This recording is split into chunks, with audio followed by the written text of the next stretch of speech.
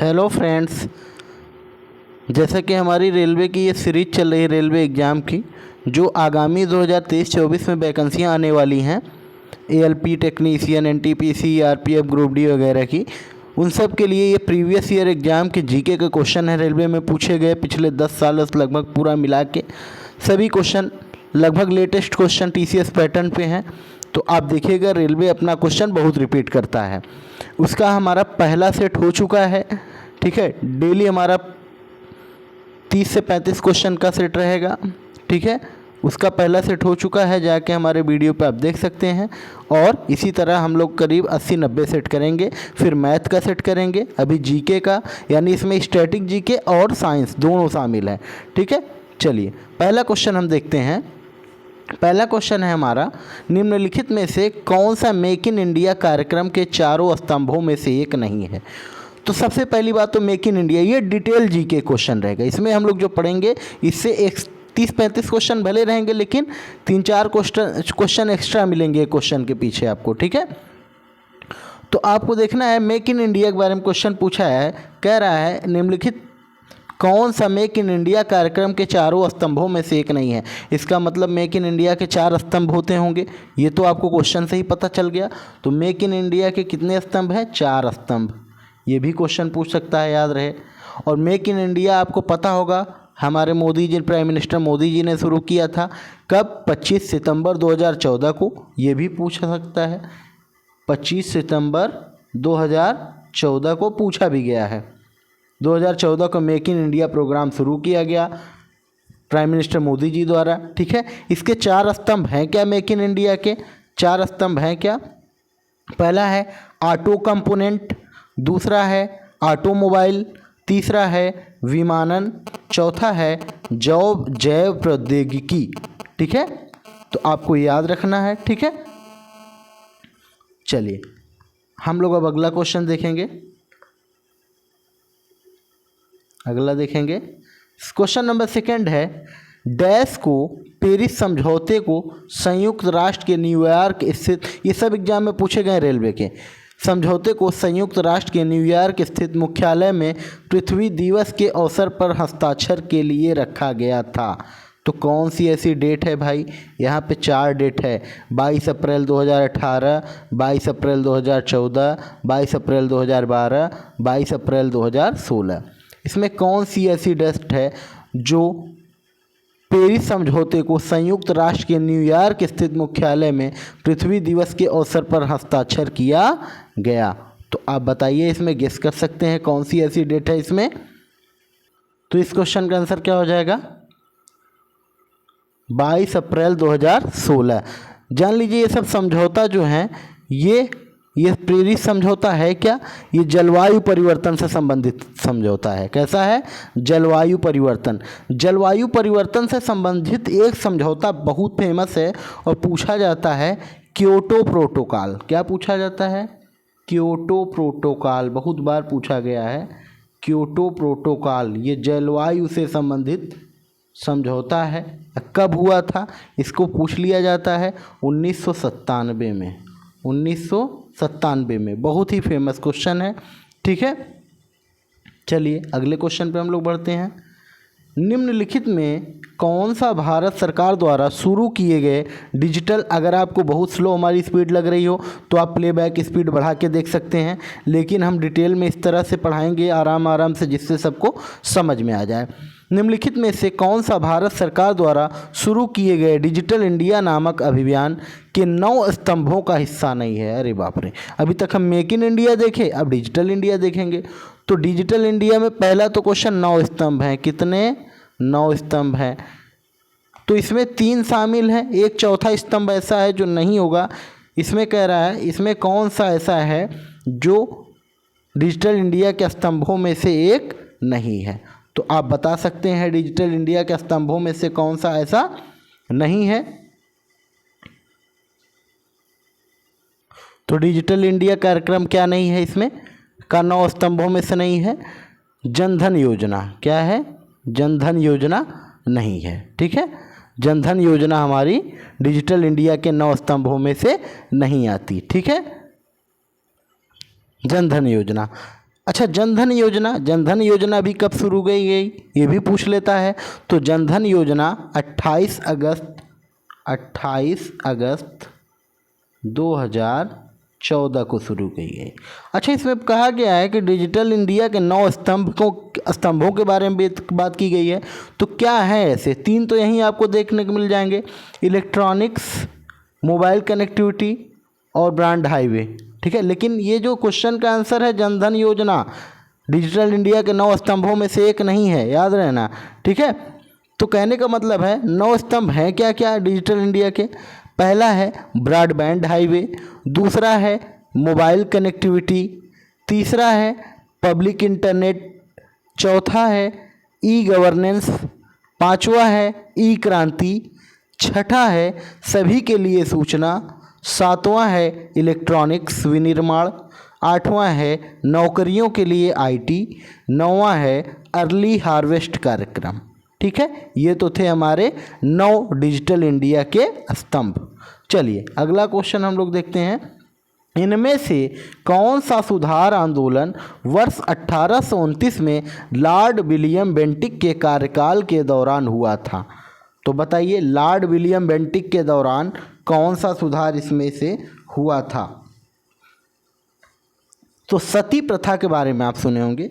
सती प्रथा का अंत हुआ था। ठीक है, सती प्रथा का विरोध हुआ था। ठीक है, कह सकते हैं सती प्रथा का अंत नहीं कह सकते, विरोध क्या कह सकते हैं, विरोध चालू हुआ, फिर बाद में समाप्त भी हो गया। ठीक है, राजा राम सहयोग के वो जो हमारे समाज सुधारक थे, राजा राम मोहन राय समाज सुधारक थे, उन्हीं के सहयोग से बेंटिक ने मिल के 1829 में सती प्रथा को ख़त्म कर डाला। सती प्रथा क्या होता था पता है गाइज?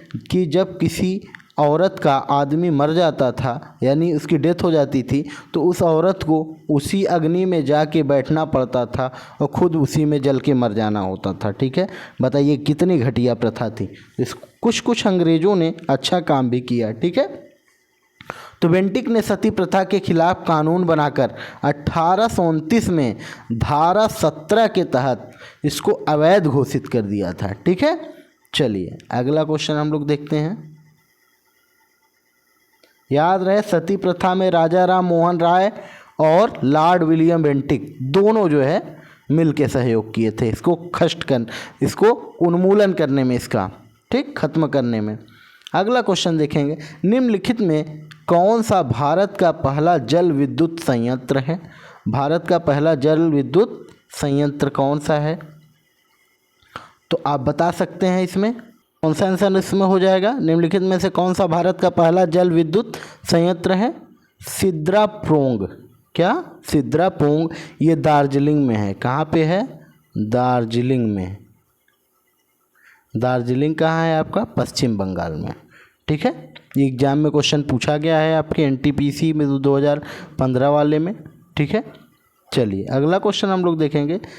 किस देश को जोगियों का देश कहा जाता है? बताइए भाई, ऐसा कौन सा देश है जिसे जोगियों का देश कहा जाता है? तो उत्तर कोरिया को जोगियों का देश कहा जाता है। ठीक है, और इंग्लिश में क्या कहते हैं? Hermit kingdom. क्या कहते हैं? Hermit kingdom. हर्मिट किंगडम, क्योंकि हर्मिट मतलब होता है ना साधु सन्यासी जोगी। ठीक, चलिए अगला क्वेश्चन हम लोग देखेंगे अब। भारत का पहला परमाणु विस्फोटक स्थल पोखरण किस राज्य में है? तो पोखरण कहाँ है जहाँ पे परमाणु कोई भी चीज़ परीक्षण होता है मिसाइल वगैरह का पहले? तो आंध्र प्रदेश में, नहीं राजस्थान में। कहाँ पे? राजस्थान में। ठीक है, राजस्थान में। ऑप्शन है राजस्थान, आंध्र प्रदेश, पंजाब, हरियाणा। तो राजस्थान में हो जाएगा आपका। ठीक है, चलिए अब इसके बारे में कुछ और जान लीजिए ज़रा सा। पहला परमाणु विस्फोट का नाम जो हुआ था, जो सबसे पहला अपने यहाँ परमाणु विस्फोट हुआ था, उसका नाम क्या था? स्माइलिंग बुद्धा। एग्जाम में पूछा जाता है, क्या नाम था? स्माइलिंग बुद्धा। क्या नाम था? स्माइलिंग बुद्धा। ठीक है,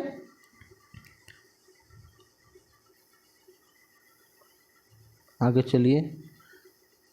डेनमार्क की संसद का क्या नाम है?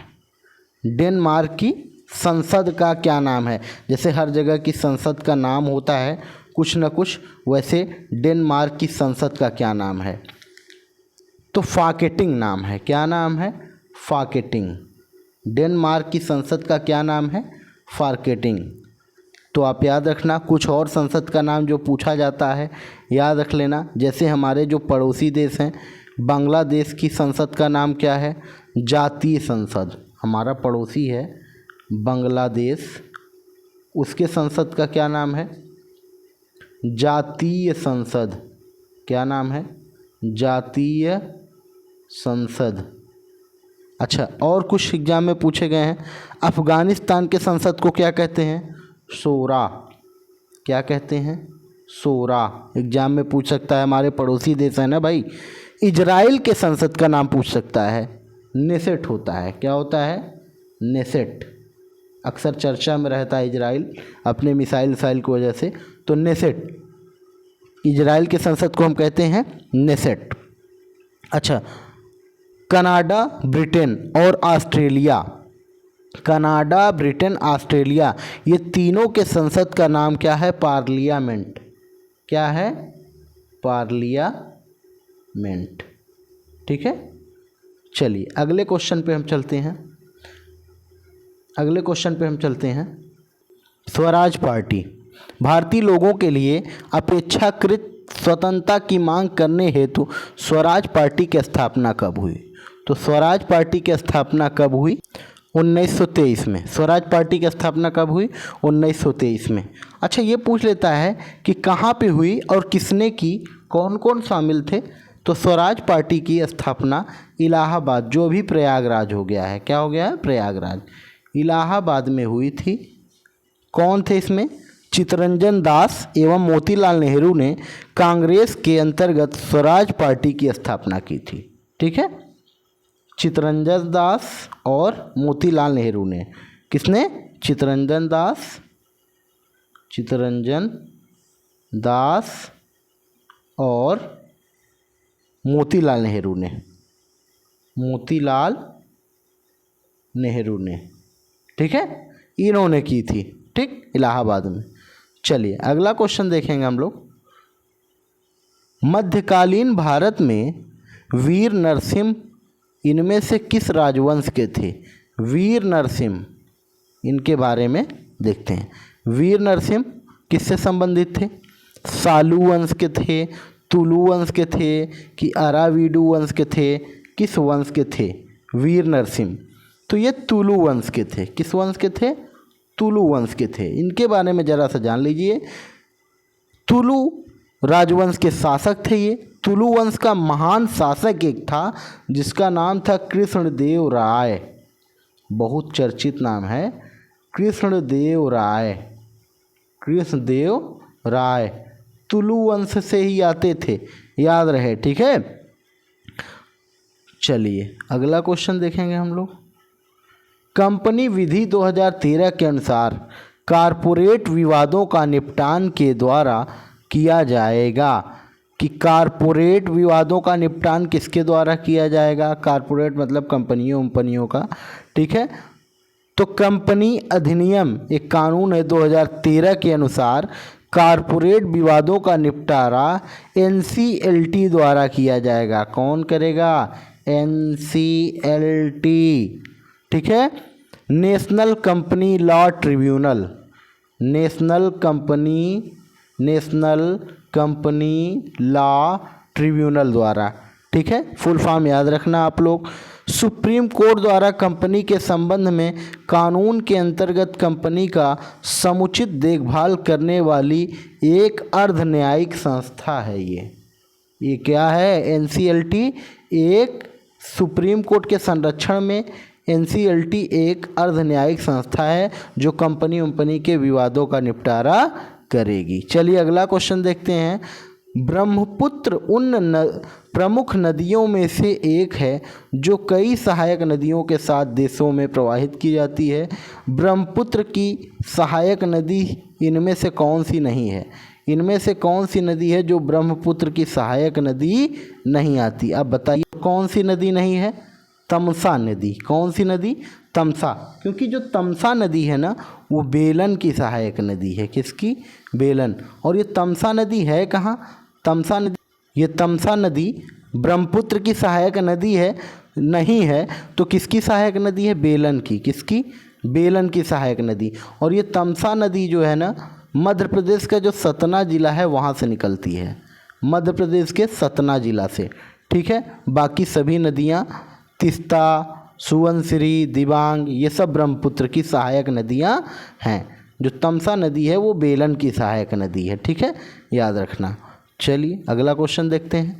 निम्नलिखित में कौन सा कथन सही नहीं है? सही है। निम्नलिखित में कौन सा कथन सही है?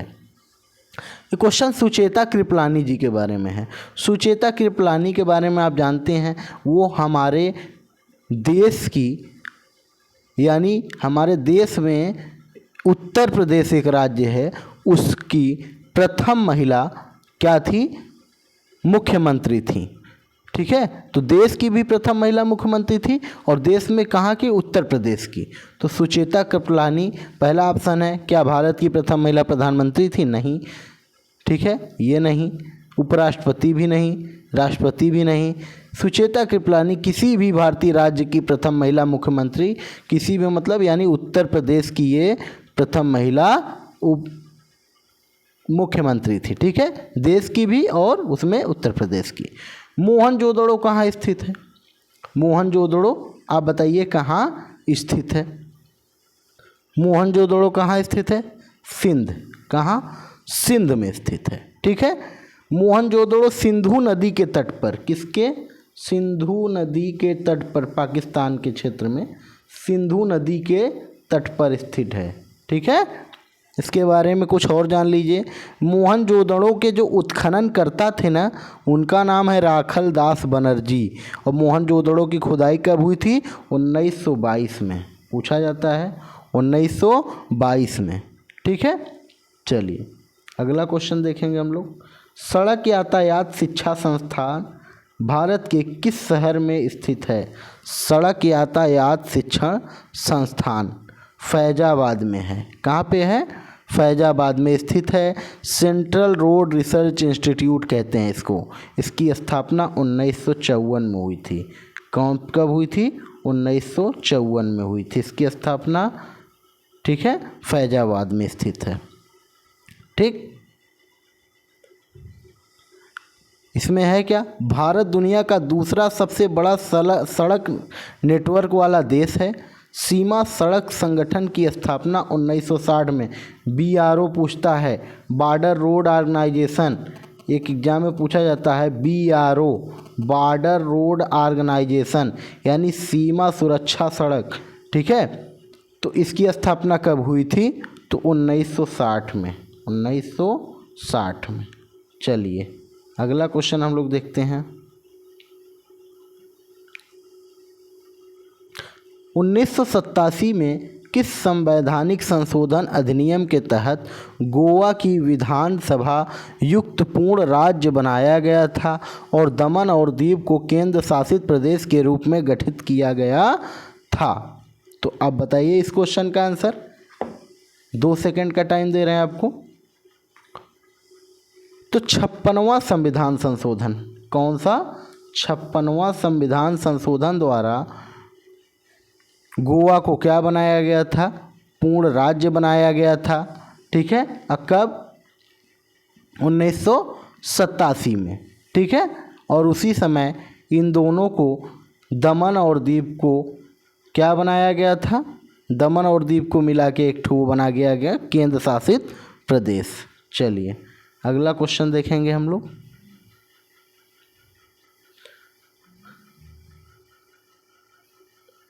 तो बताइए क्या हो जाएगा इसका आंसर। भारतीय संविधान के किस अनुच्छेद में निर्देशित किया गया कि राज्य ग्राम पंचायतों का गठन करने के लिए कदम उठाएगा?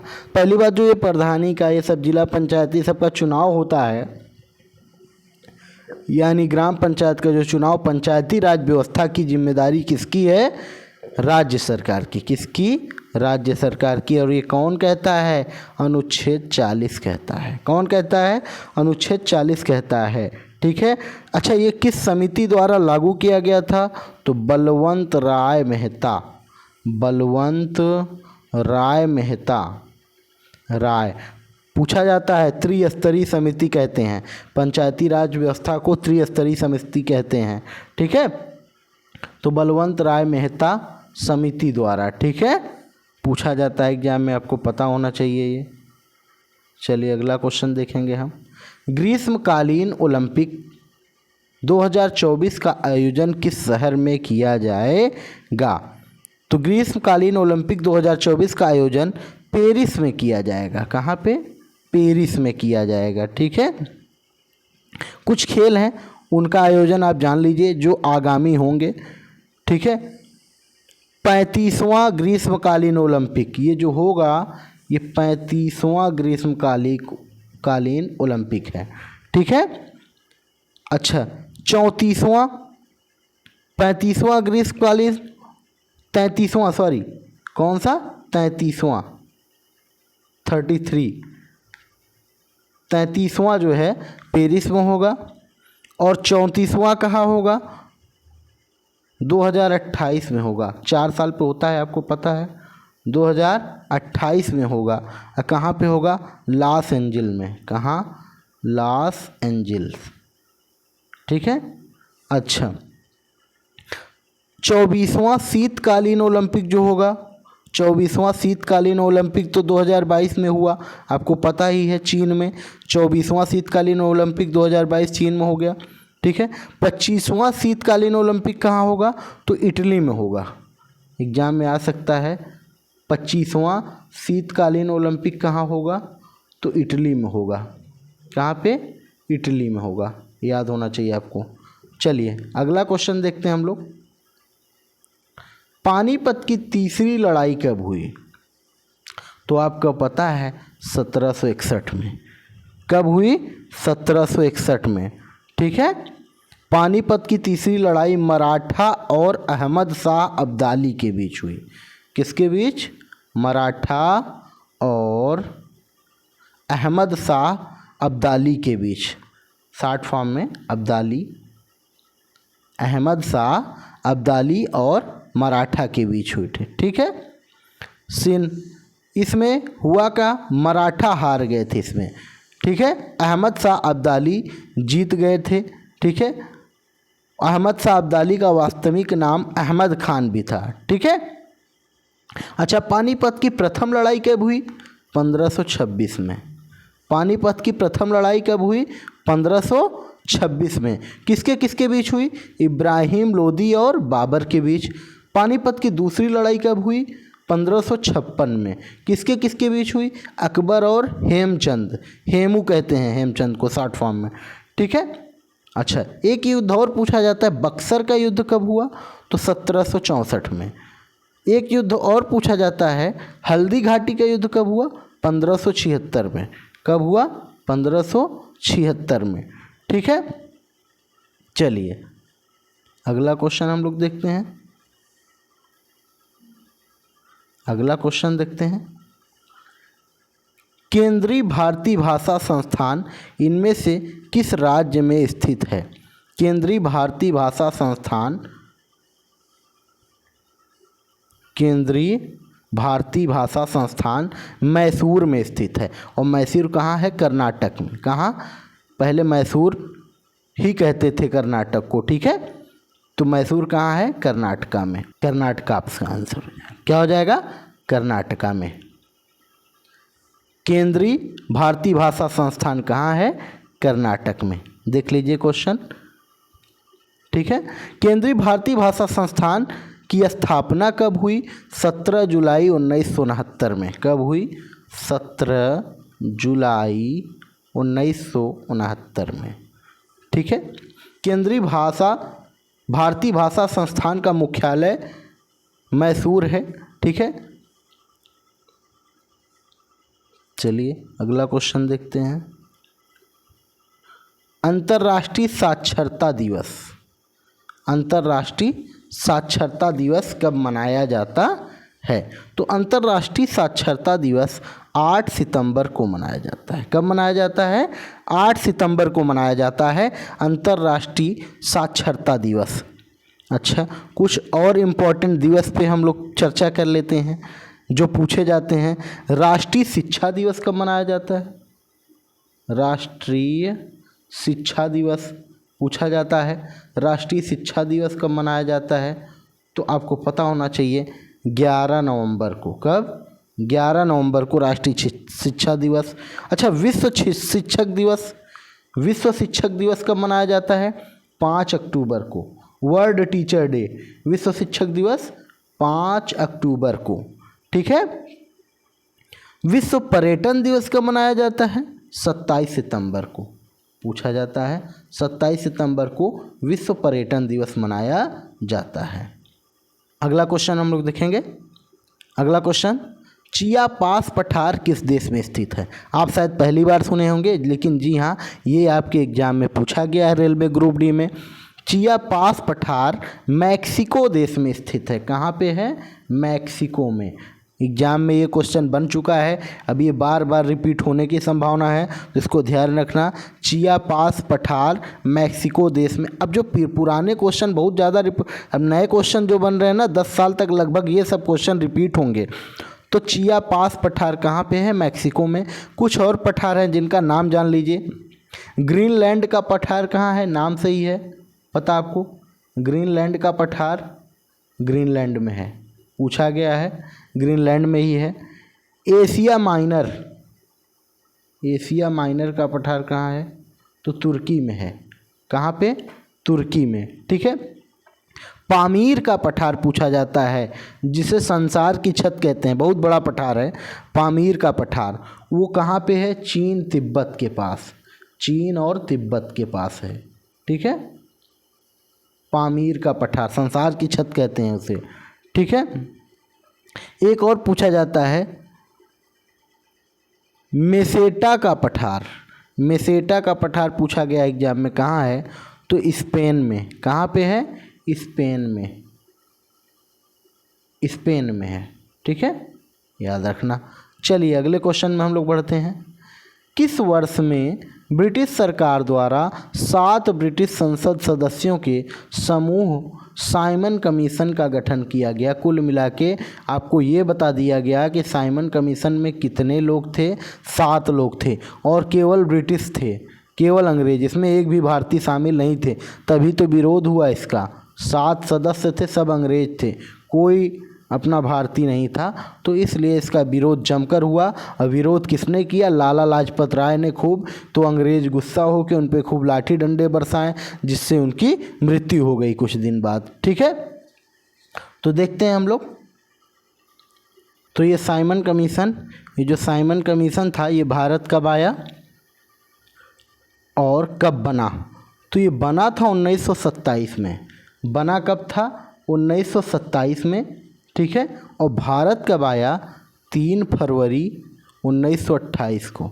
बना था 1927 में, इसका आंसर ये हो जाएगा। इसमें पूछा है कब बना, इसमें देखिए क्या पूछा है, का गठन कब किया गया? तो 1927 में गठन किया गया। लेकिन ये पूछ, आप झटके में मत लगा देना 27 भी रहे और 28 भी रहे। तो आप देखना गठन पूछा है कि भारत कब आया, ये पूछा है। तो भारत आया था 3 फरवरी 1928 को। लेकिन बना कब था? बना कब था? 1927 में। ठीक है। अगला क्वेश्चन देखेंगे हम लोग। 1928 में सरदार वल्लभ भाई पटेल ने ब्रिटिश सरकार के भू राजस्व बढ़ाने के निर्णय के विरुद्ध कहाँ में, किस जगह किसान आंदोलन का नेतृत्व किया? तो सरदार वल्लभ भाई एक ही तो आंदोलन में शामिल थे, बहुत फेमस है, बार बार सीजीएल में कई बार पूछा है, एमटीएस में कई बार, रेलवे में कई बार। बारदोली सत्याग्रह, बारदोली आंदोलन के नेता कौन थे? तो सरदार वल्लभ भाई पटेल, बहुत बार पूछा गया है। ठीक है। बारदोली सत्याग्रह के नेता कौन थे? सरदार वल्लभ भाई पटेल। हुआ कब? 1928 में। कहाँ पे? गुजरात में। कहाँ पे? गुजरात में। ठीक है। ये एक किसान आंदोलन था। ये बारदोली सत्याग्रह क्या था? किसान आंदोलन था। ये भी पूछा गया है, आप याद रखना, ठीक है।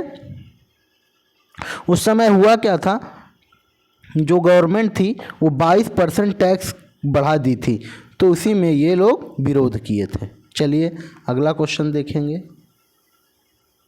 निम्नलिखित में से कौन सी ग्रीन हाउस गैस नहीं है?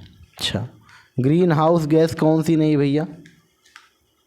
तो आपको पता है, देखिए, हाइड्रोक्लोरोफ्लोरोकार्बन, कार्बन डाइऑक्साइड, मीथेन। तो ऑक्सीजन भी है ऑप्शन में। ऑक्सीजन तो हमारे लिए लाभदायक है ना, तो ऑक्सीजन कैसे ग्रीन हाउस गैस हो सकती है? तो ऑक्सीजन ग्रीन हाउस गैस नहीं है, ठीक है। बाकी मीथेन हो गया, कार्बन डाइऑक्साइड हो गया, हाइड्रोफ्लोरोकार्बन, ये सब क्या हैं? ग्रीन हाउस गैस हैं, ठीक है।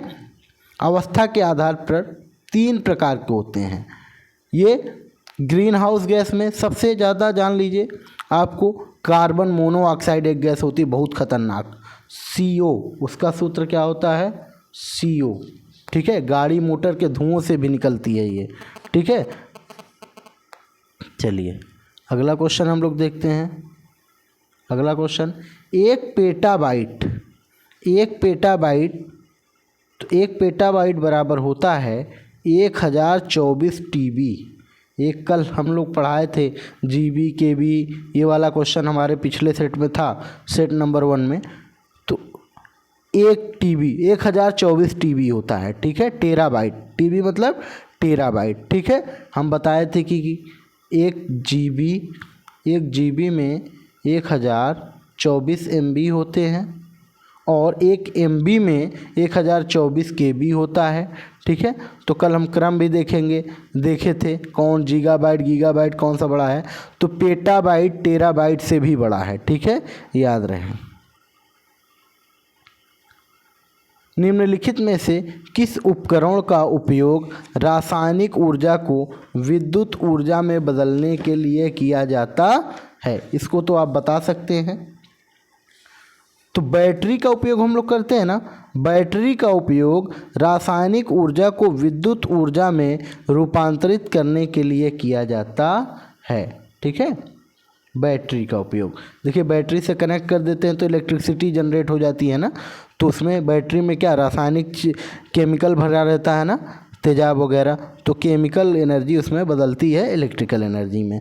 अच्छा, कुछ और चीज़ें होती हैं, जैसे बहुत बार पूछा गया है डायनामो के बारे में। किसके बारे में?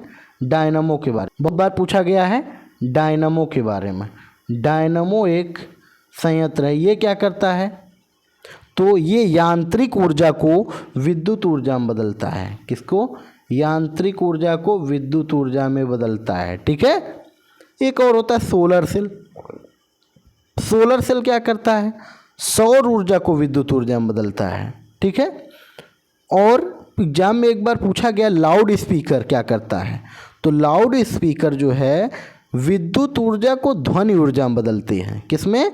लाउड स्पीकर विद्युत ऊर्जा को ध्वनि ऊर्जा में बदलता है। आपको याद रहना चाहिए क्वेश्चन। चलिए अगला देखेंगे। निम्नलिखित में से कौन सा कंप्यूटरों पर प्रयोग किए जाने वाला डेटाबेस सॉफ्टवेयर नहीं है? तो देखते हैं हम लोग, MS Word, MS Excel, Oracle, FoxPro. तो MS वर्ड कंप्यूटरों पर प्रयोग किए जाने वाला डेटाबेस सॉफ्टवेयर नहीं है। MS वर्ड नहीं है। क्या नहीं है? MS Word. बाकी MS Excel, Oracle, FoxPro, ये क्या है? डेटाबेस है। क्या है? डेटाबेस है, ठीक। चलिए अगला देखेंगे हम लोग, हाइड्रोपोनिक्स। हाइड्रोपोनिक्स किस प्रकार की कृषि है भाई? हाइड्रोपोनिक्स के बारे में आप सुने हैं, ठीक है। पौधों को खनिज पोषकों के विलयन में बिना मिट्टी के उगाया जाता है ये, ठीक है, बिना मिट्टी के उगाया जाता है, यानी ऑप्शन बी सही है, ठीक है। अच्छा, हाइड्रोपोनिक्स के बारे में याद रखना, हाइड्रोपोनिक्स एग्जाम में पूछा जाने लगा, कई एग्जामों में इसका क्वेश्चन देखने को मिला है। अच्छा, ओरिकल्चर होता है, ओरिकल्चर पूछा गया है, क्या है?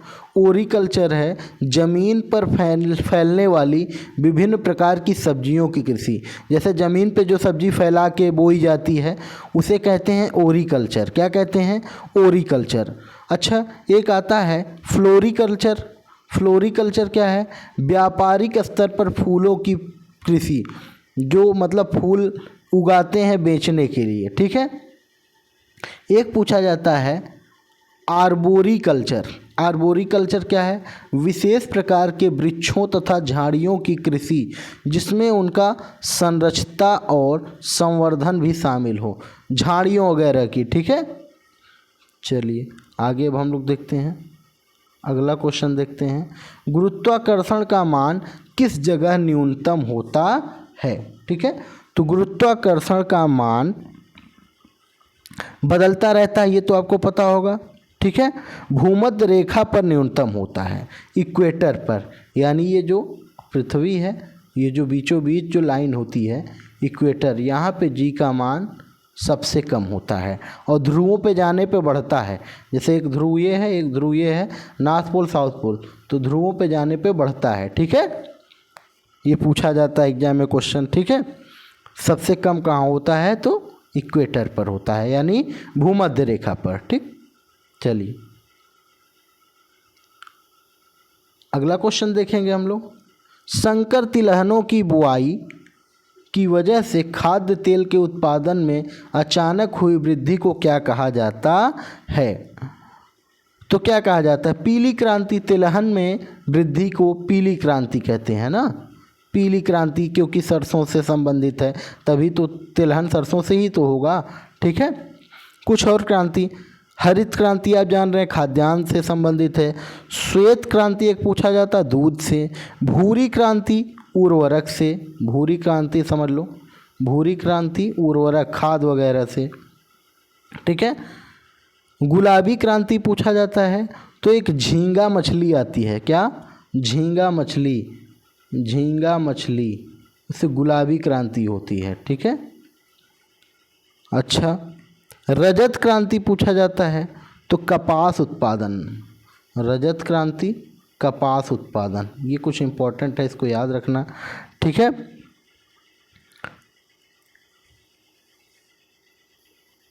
अगला क्वेश्चन देखेंगे। कौन सा भारतीय उपग्रह समुद्र विज्ञान, तटीय और वायुमंडलीय अनुप्रयोगों के लिए डाटा एकत्र करता है? तो इसमें ऑप्शन हो जाएगा IRS-P4, IRS-P4, ठीक है। वायुमंडलीय अनुप्रयोग के लिए डेटा एकत्र करता है IRS-P4, ठीक है। कुछ और हैं, इनसैट 3DR, इनसैट 3D क्या करता है? जलवायु, ये क्या करता है? जलवायु पर्यावरण आपदा प्रबंधन का, जलवायु पर्यावरण आपदा प्रबंधक का काम करता है, ठीक है। चलिए आगे देखते हैं अगला क्वेश्चन। प्रकाश संश्लेषण प्रकाश की उपस्थिति में होता है, किस रंग के प्रकाश की रेंज प्रकाश संश्लेषण की दर को सबसे कम प्रभावित करती है? तो 4 ऑप्शन है, आप देख लीजिए, पीला, लाल, नीला, पीला, लाल, नीला। तो हरा रंग जो होता है ना, हरा रंग जो होता है वो सबसे कम प्रकाश संश्लेषण की दर को सबसे कम प्रभावित करती है, ठीक है। प्रकाश संश्लेषण के दर को सबसे कम प्रभावित करने वाली अगर रंग है तो वो क्या है? हरा। प्रकाश संश्लेषण में जल के हाइड्रोजन आयन को NADP ग्रहण करता है, ठीक है। अगला क्वेश्चन देखेंगे हम लोग। निम्नलिखित में कौन सा डेस्कटॉप ऑपरेटिंग सिस्टम का प्रकार नहीं है? कौन सा डेस्कटॉप ऑपरेटिंग सिस्टम का प्रकार नहीं है? तो कौन सा आंसर इसमें हो जाएगा? नासोपेलाइटिन, ठीक है।